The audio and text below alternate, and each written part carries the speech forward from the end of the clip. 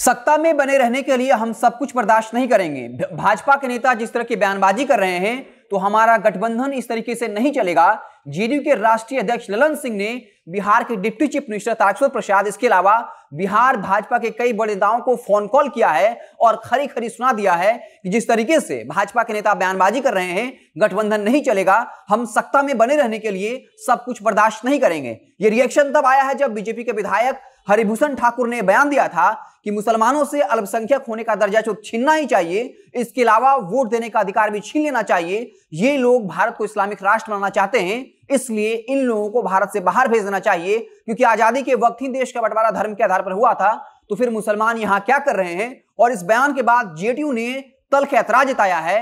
भाजपा के तमाम बड़े नेताओं को कहा जाता है कि बिहार के deputy chief minister Tarkishore Prasad के साथ बीजेपी के प्रदेश अध्यक्ष को कॉल किया और फोन पर ही खरी खुट्टी सुना दी। इसके अलावा खबर यह भी है कि बिहार के मुखिया सीएम नीतीश ने केंद्रीय आला कमान, यानी बीजेपी के जो बड़े केंद्रीय आला कमान नेता हैं, वो आप जानते हैं कौन है, उनको फोन लगाकर बता दिया है कि इस तरीके से अगर बयानबाजी होती है, अगर आप अपने पार्टी के नेताओं को, विधायकों को इस तरह की बयानबाजी देने से नहीं रोकेंगे, तब बिहार में सरकार चलाना मुश्किल हो जाएगा। हम कुर्सी के लिए, सत्ता में बने रहने के लिए इस तरह के बयानों को बर्दाश्त नहीं करेंगे। साफ तौर पे जब बीजेपी के तरफ से इस तरह का बयान दिया गया, ये जेडीयू की वोट बैंक पर एक बड़ा हमला हो सकता है, क्योंकि लगातार नीतीश कहते हैं कि हम जो है वो धर्मनिरपेक्ष हैं, हम सेकुलर पार्टी हैं, लेकिन हरिभूषण ठाकुर बचौल के इस बयान ने बिहार की सियासत को गरमा दिया और बात इस कदर पहुंची कि जेडीयू के राष्ट्रीय अध्यक्ष ललन सिंह ने बिहार भाजपा के तमाम बड़े नेताओं को फोन कॉल किया। वहीं सीएम नीतीश ने केंद्रीय आलाकमान को फोन किया और ये बता दिया कि इस तरह की बयानबाजी बर्दाश्त नहीं की जाएगी।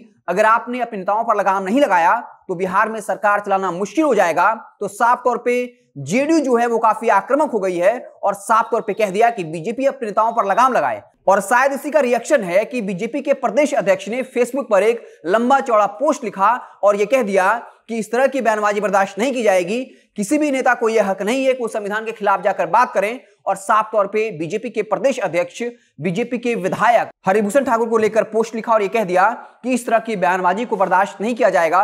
अभिव्यक्ति की आजादी है, बोलने की आजादी है, लेकिन इस तरह का बयान नाकाबिले बर्दाश्त है। आपको बता दें कि अब जेडीयू ने जो है इसको लेकर तल्ख अटैक लिया है और साफ तौर पे कह दिया कि इस तरह की बयानबाजी को बर्दाश्त नहीं किया जाएगा। हालांकि आपको याद होगा कि बीजेपी के कोटे से जो विधानसभा अध्यक्ष है विजय कुमार सिन्हा, उन्होंने भी विशेषाधिकार हनन प्रस्ताव लाया था और लखीसराय में यह आरोप लगा दिया था कि बिहार पुलिस के जो लोग हैं वो 90% माफियाओं से मिले हुए हैं, मात्र 5% माफियाओं को पकड़ते हैं और 90 के साथ मिलकर, चाहे वो बालू माफिया हो, शराब माफिया हो, उसके साथ मिलकर करोड़ों की संपत्ति बना रहे हैं। उसके बाद विजय सिन्हा ने विशेषाधिकार हनन प्रस्ताव भी लाने की कोशिश की थी और लखीसराय से जेडीयू के सांसद ललन सिंह हैं, तो साफ तौर पे ये ललन सिंह और विजय सिन्हा भी आमने सामने हैं, क्योंकि लखीसराय में यह आरोप लगा पुलिस प्रशासन पर और इस वक्त गृह विभाग नीतीश कुमार के पास है।